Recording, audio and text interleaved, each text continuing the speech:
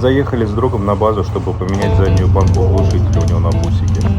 Взяли старую банку от селики 82 года, она ей больше не пригодится.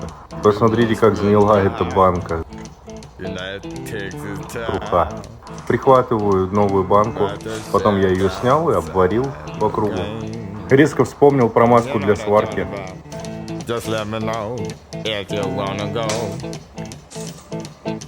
По месту уже прихватываю кронштейн, который мы сняли со старой банки. Зачищаю его болгаркой.